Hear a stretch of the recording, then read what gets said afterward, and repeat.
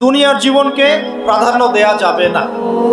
ওয়ামা হাদিহিল হায়াতুদ দুনিয়া ইল্লা মাতাউল গুরুর, সম্পূর্ণ মরীচিকা। মরীচিকা দেখেছেন?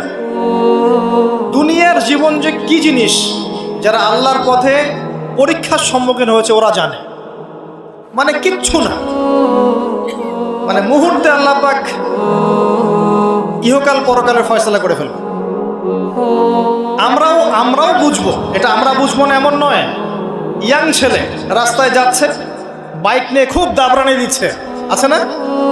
হঠাৎ অ্যাক্সিডেন্ট, ডেড, স্পট ডেড। এটা দুনিয়ার জীবন। তার সারা জীবন দুনিয়ার পিছনে ছুটেছে, শেষ বয়সে হতাশ, কিছুই পেলাম না। পাবে না, কারণ আল্লাহর পথে না চললে শেষ বয়সে গিয়েও কিছু পাবেন না। যন্ত্রণা, হতাশা, গ্লানি ছাড়া।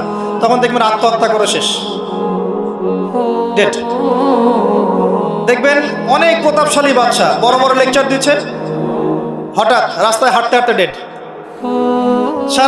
সারাদিন রাত জেনা করেছে, মদ খেয়েছে, জেনা ছড়িয়েছে সমাজে, নগ্নতা, অশ্লীলতা ছড়িয়েছে, ভাইরাস মহামারী দিয়ে শেষ। দুনিয়ার জীবন কি জীবন! চোখের সামনে অহরহ এগুলো ঘটনা দেখছি আমরা। যাচ্ছে খুব সাদা আহ্লাদ করে, বর বিয়ে করতে যাচ্ছে, কার অ্যাক্সিডেন্ট, শেষ, ডেড। কিছু সাহাবী তো এমনও ছিলেন, বদরের যুদ্ধ করতে এসেছেন, হাতের মধ্যে কিছু খেজুর আছে, খেজুর খাচ্ছেন, খোরমা খেজুর খাচ্ছেন। তখন নবী সাল্লাল্লাহু আলাইহি ওয়াসাল্লাম দাঁড়িয়ে ভাষণ দিচ্ছেন যে ওয়াসাবিকু ইলা মাগফিরাতিন মির রাব্বিকুম ওয়া জান্নাহ। ওই যে আয়াতটা আছে, তোমরা এগিয়ে চলো তোমাদের রবের ক্ষমার দিকে এবং জান্নাতের দিকে। আরদুহা কাআরদিস সামাই ওয়াল আরদ, যার প্রশস্ততা আসমান এবং জমিনের সমান। সাহাবী খেজুর খেতে খেতে খেজুরটা ফেলে দিলেন।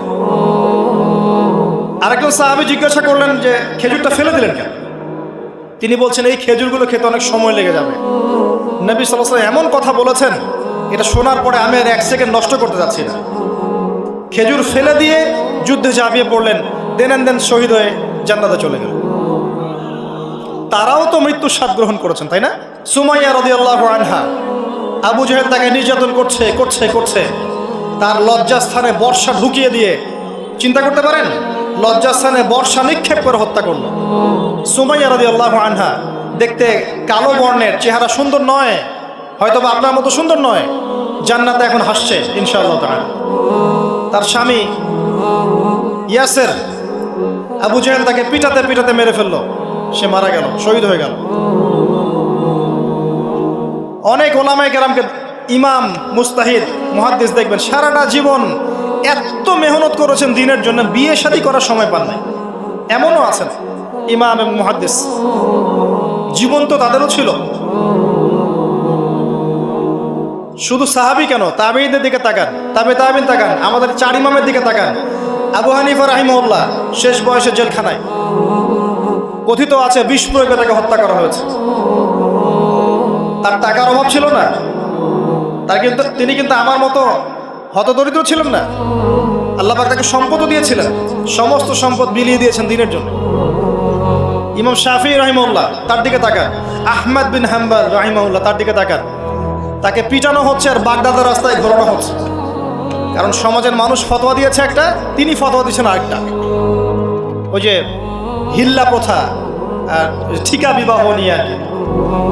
তিনি বলছেন ইলামু ইয়া আহলা বাগদাদ, হে বাগদাদের মানুষরা জেনে রাখো যে আমি কশ্চিনকালেও এই প্রথাকে জায়েজ করলাম না। তোমরা চিনে রাখো যে আমার নাম আহমদ। জীবন তাদেরও ছিল। ইমাম মালিক রাহিমাহুল্লাহ, তাকে এত মার দেওয়া হয়েছিল, হাত বাঁধতে পারতেন না নামাজের মধ্যে, নামাজে হাত বাঁধতে পারতেন না। সাহাবীদের থেকে নেন, তাবেঈ থেকে নেন, তাবেঈ থেকে নেন, মুস্তাহিদ ইমাম থেকে নেন, দুনিয়ার জীবন তারাও কিন্তু ভোগ করেছেন, আর আমরাও ভোগ করছি। আমাদের ভোগের সিস্টেমটা দেখেন, তাদের ভোগের সিস্টেমটা দেখেন। আমরা বাঁচছি দুনিয়ার জন্য, তারা বেঁচেছে পরকালের জন্য। আমরা দুনিয়ায় বাঁচছি দুনিয়ার জন্য, দুনিয়ার একটা চাকরি, একটা ব্যবসা, একটা পরিবার, একটা স্ট্যাটাস, বাড়ি গাড়ি, টাকা কড়ি, সম্পত্তি, এগুলোর জন্যে। কিন্তু তারা বেঁচেছেন আল্লাহর জন্য, পরকালের জন্যে। যে ব্যক্তি দুনিয়ার জন্য দুনিয়া করে, আল্লাহ পাক তাকে ইহকাল পরকাল দুটোই নষ্ট করে দিবেন। যে ব্যক্তি পরকালের জন্য দুনিয়া করবে, আল্লাহ পাক তার দুনিয়া গুছিয়ে দিবেন, আখিরাতও গুছিয়ে দিবেন ইনশাআল্লাহ। প্রথম কথা হচ্ছে এই যে দুনিয়ার জীবনকে প্রাধান্য দেওয়া যাবে না। দুনিয়ার জীবনের প্রতিটা কাজ আপনি একটা উদ্দেশ্যেই করবেন, সেটা হচ্ছে আল্লাহ সন্তুষ্ট।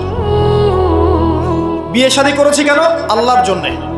পরিবার গঠন করেছি কেন? আল্লাহর জন্যে। সন্তান নিয়েছি কেন? আল্লাহর জন্যে। দিন শিখেছি কেন? ইলম শিখেছি কেন? আল্লাহর জন্যে। চাকরি কেন করি? আল্লাহর জন্যে। প্রতিটা কাজ ইবাদত হবে যদি আপনি মুহাম্মদ সাল্লাল্লাহু আলাইহি ওয়াসাল্লামের তরিকা মেনে চলেন।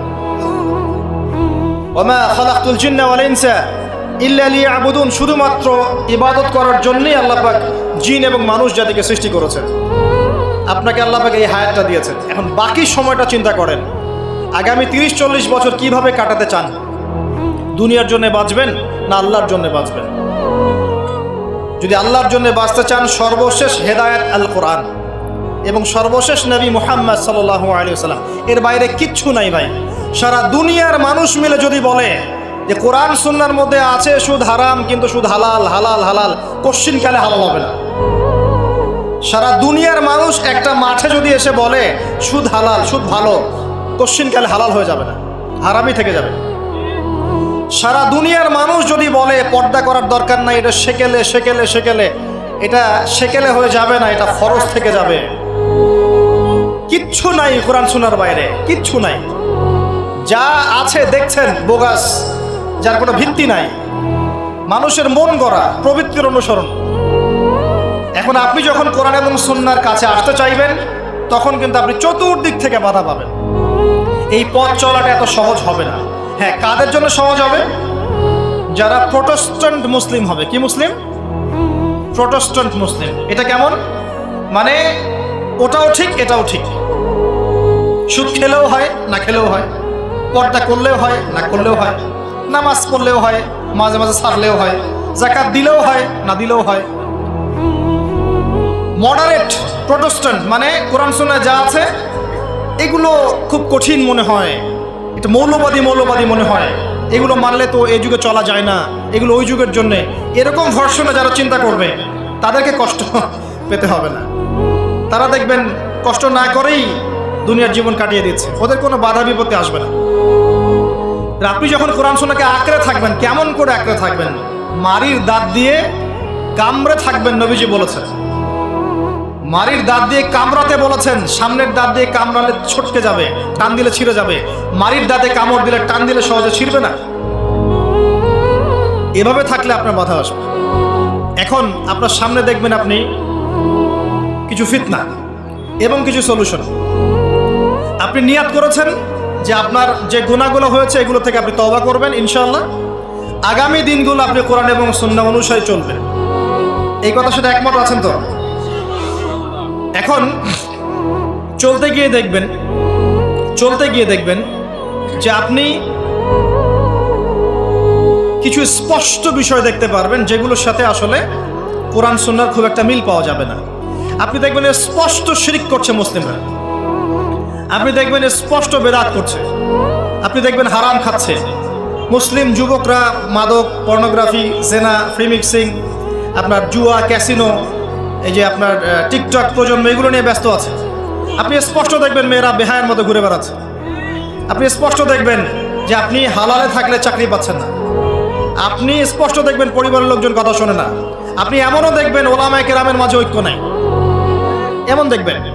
আপনি এমনও দেখবেন যে মানুষ দিনকে দুনিয়ার বিনিময়ে বিক্রি করে দিচ্ছে। আর এমন দেখবেন যারা আপনার উপরে আছে তারা দিন সম্পর্কে তেমন কোনো জ্ঞান রাখে না। এমন জটিল পরিস্থিতিতে আপনি কি করবেন তখন? এরপরে আপনি যখন বিশ্বের দিকে তাকাবেন তখন দেখবেন বিশ্বের সমস্ত পরাশক্তিরা ঐক্যবদ্ধ ইসলামের বিরুদ্ধে। বিশ্বের সমস্ত বড় বড় পরাশক্তিরা ঐক্যবদ্ধ ইসলামের বিরুদ্ধে। দেখবেন আপনি ইসলামের কোনো খিলাফা নাই, দেখবেন কোনো ইমাম নাই, কোনো আমির নাই, কোনো জামা নাই। দেখবেন আপনি সেই রকম সলফে সালেহিনদের যুগের মতো শৌর্য, বীর্য, ব্যক্তিত্ব, গায়রাত কিছু নেই। মনে হবে যেন আমরা দাসত্বের শৃঙ্খলা আবদ্ধ হয়ে গেছে। তখন আপনি কষ্ট পাবেন মনে মনে। আপনার মধ্যে ঈমান থেকে থাকলে আপনি কষ্ট পাবেন, ভিতর থেকে কষ্ট ফিল করবেন। যদি প্যারালাইজড রোগী হয়ে থাকেন তাহলে কষ্ট ফিল করবেন না। চেতনা থাকে দিনের, কষ্ট ফিল করবেন। তখন আপনার স্ট্রাগল শুরু হবে। তখন আল্লাহ যদি আপনাকে বুঝ দেন, আল্লাহ দেখবেন আপনি কি করেন। আপনার মেধা দিয়ে আল্লাহ আপনি কি করেন, আপনার অর্থ দিয়ে আপনি কি করেন, আপনার হায়াতটা দিয়ে আপনি কি করেন, আপনার এই যে জনবল দিয়ে আপনি কি করেন, আল্লাহ আপনাকে যা দিয়েছেন তা দিয়ে আপনি দিনের জন্য কি করছেন, আল্লাহ পাক তখন দেখবেন। এই জায়গায় আমি আপনাকে কিছু সলিউশন বলছি। এটা শুধু আপনাকে বলছি তা নয়, আমি নিজেও এটা ফিল করি, লালন করি। আর আমি এমন কিছু বলবো না যা আমি নিজে আপনার জন্য পছন্দ করি না। যেটা আমি নিজের জন্য পছন্দ করি সেটাই আপনাকে বলবো। প্রথম কথা, এখানে আপনাকে গাইডেন্স দিবে আল কোরআন। এরকম সিচুয়েশনে আপনাকে পথ দেখাবে অনলি আল কোরআন। এরপর নবী সাল্লাল্লাহু আলাইহি ওয়াসাল্লামের হাদিস। এখানে আপনার দায়িত্ব আসবে প্রথমত কোরআন পড়া শিখতে হবে। প্রথম কাজটা কি ভাই? কোরআন পড়া শিখতে হবে, তেলাওয়াত শিখতেই হবে, নিয়মিত তেলাওয়াত করতে হবে। একটা দিন যাবেন আপনার জীবনে যে কোরআন তেলাওয়াত আপনি করেন না, ইনশাআল্লাহ। বেশি থেকে বেশি করবেন, বেশি থেকে বেশি। আমার পরামর্শ হচ্ছে দিনে এক পারা করে করার চেষ্টা করুন। এরপর দায়িত্ব চলে আসবে আপনার কোরআন বোঝা। আপনি কিছু অংশ মুখস্থ করবেন, হিফজ করবেন, অর্থটা বোঝার চেষ্টা করবেন, কোরআনের ভাষাটা শেখার চেষ্টা করবেন। এর সব কিছু আপনি বুঝতে পারবেন না, তখন কি করবেন? আলেম ওলামার কাছে যাবেন, তাদের সোহবতে গিয়ে পড়ে থাকবেন। যে বিষয়টা বুঝতে পারছেন না জিজ্ঞাসা করে জেনে নেবেন। ফাসআলু আহলা যিকরি ইন কুনতুম লা তা'লামুন। এরপর কোরআনের আদেশ নিষেধগুলো আপনি মেনে চলবেন, নিজের পরিবারে এবং নিজের অধীনস্থদের মধ্যে। এরপরে আপনি থেমে যাবেন না। কোরআনের দাওয়াত আপনি যতটুকু জানেন এটা মানুষের কাছে প্রচার করবেন। মাদ্রাসা করবেন, মসজিদ আবাদ করবেন, মক্তব চালু করবেন, কোরআনের একটা রেভলিউশন ক্রিয়েট করবেন। কোরআনের জন্যে আপনার জান মাল অর্থ বিলিয়ে দিবেন। ওই একটা ছোট্ট কাজ দেখবেন পরকালে জান্নাতে যাওয়ার ওসিলা হয়ে গেছে ইনশাআল্লাহ। তারপরে আপনি সুন্নতকে পাবেন। ওই সুন্নতের উপরে আপনার 24 ঘন্টাকে সাজাবেন। দিন রাত প্রতিটা আমল আপনি সুন্নাহ অনুযায়ী করার চেষ্টা করবেন। এরপরে গিয়ে আপনার দায়িত্ব আরও বাড়বে। এরপর দায়িত্ব চলে আসবে উম্মাহ কেন্দ্রিক। আপনার তাজকিয়া অর্জন করতে হবে, আত্মশুদ্ধি অর্জন করতে হলে সবসময় পরকালের ফিকির করতে হয়, মৌতের স্মরণ করতে হয়, বেশি বেশি কোরআন তেলাওয়াত করতে হয়, এতিমের মাথায় হাত বোলাতে হয়, আপনার সাদাকা বেশি বেশি করতে হয়, মাঝে মাঝে রোজা রাখতে হয়। এগুলো করতে থাকলে আল্লাহর জিকির বেশি বেশি করতে হয়, আল্লাহর ধ্যান করতে হয়, আল্লাহকে ডাকতে হয়, দোয়া করতে হয়, আত্মশুদ্ধি অর্জন হবে। একই সাথে আপনার অন্তর থেকে হিংসা, বিদ্বেষ, এই যে গীবত, রিয়া, অহংকার, সমালোচনার সংস্কৃতি দূর করতে হবে। মনের মধ্যে অহংকার, হিংসা, বিদ্বেষ থাকলে আল্লাহর নূর পাওয়া যাবে না, তখন তাজকিয়া অর্জন হবে না। আল্লাহর নূর না আসলে আপনি খিজির হতে পারবেন না, যে অনেক দূর পর্যন্ত দেখতে পারে। সূরা কাহফের মধ্যে ঘটনা পাবেন। আর এই শেষ জামানায় টিকতে হলে আপনাকে খিজির হতে হবে, দূর পর্যন্ত দেখতে হবে। শোনেন, দূর পর্যন্ত দেখতে না পারলে বর্তমানকে মনে হবে ভবিষ্যৎ। এখন যে ফিতনাময় পরিবেশে বসে আছে এটা বর্তমান, এটা ভবিষ্যৎ নয়। একটা কথা বলেছিলাম বেশ কয়েক বছর আগে যে আপনার এমন একটা সময় আসতে যাচ্ছে যখন ক্যাশলেস সোসাইটি থাকবে, মানে কাগজের টাকাটাও থাকবে না। অনেক দিন আগের কথা। তখন কিছু মানুষ আমাকে বলেছিল, পরামর্শ দিয়েছিল এবং শুভাকাঙ্ক্ষী আর কি আমার। আর দিন দিন আমার শুভাকাঙ্ক্ষী বাড়ছেই আলহামদুলিল্লাহ, যে ভবিষ্যৎ বক্তা, তুমি হচ্ছে ভবিষ্যৎ বক্তা। তা আমি বলেছিলাম যে আমি যেটা বলেছি এটা ভবিষ্যৎ না, এটা বর্তমান। বর্তমান সম্পর্কে আপনার খবর নাই বলে বর্তমানকে আপনার ভবিষ্যৎ মনে হচ্ছে। এখন যা দেখছেন এগুলো বর্তমান, এগুলো ভবিষ্যৎ না। খুব অল্প সময়ের মধ্যে এই পরিস্থিতিগুলো দেখবেন পরিবর্তন হয়ে গেছে। আসেন, যখন ব্যক্তিকেন্দ্রিক কাজ শেষ হয়ে যাবে তখন আপনাকে উম্মাহ কেন্দ্রিক চিন্তা করতে হবে। তাজকিয়া অর্জন করে উলামায়ে কেরামের মাঝে ঐক্যের চেষ্টা করতে হবে। ঐক্যটা হবে মন থেকে সবাইকে ভাই মনে করলে পরে ঐক্য হবে। যদি মন থেকে সবাইকে নিজের ভাই মনে করতে না পারি, মুসলিম ভাই মনে করতে না পারি, ঐক্য হবে না। যদি আমি মনে করি আমি জান্নাতের ডিলার, তোমার লিজ লাগলে আসো নিয়ে যাও, ঐক্য কখনো হবে না। অনলাইনে যাবেন দেখবেন সারা দিন কাদা ছড়াছড়ি। আর এমন বিষয়গুলোকে নিয়ে আমরা কাদা ছড়াছড়ি করছি যেগুলো নিয়ে কথা না বললেও পরকালে কিছু যায় আসবে না ইনশাআল্লাহ। এমন ইস্যু নিয়ে আমরা কাদা ছড়াছড়ি করি যেগুলো নিয়ে কথা না বললেও আমার জান্নাত জাহান্নামের ফয়সালা হবে না ইনশাআল্লাহ। এগুলো ওই বিষয় নয়, মৌলিক বিষয় নয়। আর আমরা যখন এগুলো নিয়ে ব্যস্ত থাকি, ইসলামের শত্রুরা দেখবেন ইসলামকে দমন করার আরো 10 ধাপ এগিয়ে যায়। আমরা ইন্টেলেকচুয়াল হতে পারছি না, ঐক্যের চেষ্টা করতে হবে, যার যার জায়গা থেকে করতে হবে, এবং মিসাল দৃষ্টান্ত নিজেকে স্থাপন করতে হবে, যে নিজে যখন সবার সাথে মিশবো তখন দেখবেন মানুষ রিসিভ করে নিবে যে হ্যাঁ উনি সবখানেই আসছে, উনি সাম্প্রদায়িক চিন্তা করছে না। বিষয়গুলো হচ্ছে উম্মাহ কেন্দ্রিক চিন্তা করতে হলে ঐক্যের বিকল্প নাই। আর এই রেসপন্সিবিলিটি আমার মতো দায়ীদের নয়, মূলত এই রেসপন্সিবিলিটিটা হচ্ছে মূলত ওলামায়ে কেরামের। তারা যখন একত্রিত হবেন, ঐক্যবদ্ধ হবেন, তাদের মধ্য থেকে দেখবেন একজন আমির বের হয়ে গেছে, এবং তিনি যখন নেতৃত্ব দিবেন তখন জনগণ তার পিছনে তাকে ফলো করবে। ধর্মতাত্ত্বিক নেতৃত্বের কথা বলছি আমি। ধর্মতাত্ত্বিক নেতৃত্ব কি পলিটিশিয়ান দিতে পারবে? কারণ পলিটিশিয়ানদের কাছে কি ধর্মের সব জ্ঞান থাকে? স্বাভাবিক থাকবে না, কারণ তারা পড়াশোনা করেননি এইভাবে, তাদের কাছে পলিটিক্সের জ্ঞান আছে। আপনি যখন ধর্মতাত্ত্বিক ঐক্যের কথা বলছি তখন ধার্মিকদেরকেই তো দায়িত্ব নিতে হবে, এবং ধার্মিকদের মধ্যে যারা স্কলার, বিজ্ঞ বরেণ্য ওলামায়ে কেরাম, তাদের মধ্যে ঐক্য প্রথম দরকার। অনুসারীদের মধ্যে ঐক্য দিয়ে লাভ নাই। প্রথমে ঐক্য লাগবে আগে বড় বড় লেভেলে, তারপরে দেখবেন জনগণ ঠিকই আলেমকে মেনে নিয়েছে, তখন আপনি দেখবেন একটা ভালো শক্তি আপনি অর্জন করতে পারছেন। আদারওয়াইজ যখন আপনি বিক্ষিপ্ত বিচ্ছিন্ন, কেউই আমাদেরকে মূল্যায়ন করেন, যতই স্লোগান দেন, শোডাউন করেন, আইওয়াশ করেন, আদতে কিন্তু কেউ মূল্যায়ন করছে না আমাদের। আর আল্লাহ রাব্বুল আলামিন কোরআনে বলেছেন, এখন এই আয়াত কোথায় আছে আল্লাহ ভালো জানেন, এই আয়াতের বাস্তবতা কোথায় সেটা আল্লাহ ভালো জানেন। ওয়া'তাসিমু বিহাবলিল্লাহি জামিআ ওয়ালা তাফাররাকু, এই আয়াতটা কোরআনের মধ্যে আছে, এটা কোরআনের মধ্যে আছে, আল্লাহ পাকের কিতাবের মধ্যে এই আয়াতটা আছে, ওয়া'তাসিমু বিহাবলিল্লাহি জামিআ, তোমরা আল্লাহর রজ্জুকে শক্ত করে ধরো ঐক্যবদ্ধভাবে। আচ্ছা, এটার উপরে আমল না করে আমরা যদি এড়িয়ে যাই, এটা কোরআনের অবমাননা হয় না? এটা কোরআনের অবমাননা হয় না? যখন কোরআনে স্পষ্ট বলা হচ্ছে তোমরা সুদ খেও না, তারপরেও খাচ্ছি, অবমাননা হয় না? আল্লাহ বলছেন জেনার ধার কাছেও যেও না, তারপরেও করছি, তখন অবমাননা হয় না? আমরা মানে আবেগ প্রদর্শন করার চাইতে বিবেকবান হয়ে কাজগুলো করলে বেশি ভালো হতো। কোরআনের সম্মান সর্বোচ্চ শিখরে তখনই পৌঁছাবে যখন এর আদেশ নিষেধের উপর আমল করা হবে, এবং আমরা আমল করে দেখাতে পারবো, এবং ইনশাআল্লাহ আমরা পারবো। যদি কেউ পারে পৃথিবীতে, শুধু মুসলিমরাই পারবে ইনশাআল্লাহ। এবং মুসলিমদের মধ্যে যারা পারবে না, আল্লাহ পাক ওদেরকে সরিয়ে দিবেন, নতুন প্রজন্ম আল্লাহ পাক নিয়ে আসবেন ইনশাআল্লাহ। যুব সমাজ পারবেই, পরবর্তী তরুণ প্রজন্ম এবং আগামী ছোটদের প্রজন্মরা পারবেই ইনশাআল্লাহ। যদি কেউ পারে, এরাই পারবে ইনশাআল্লাহ।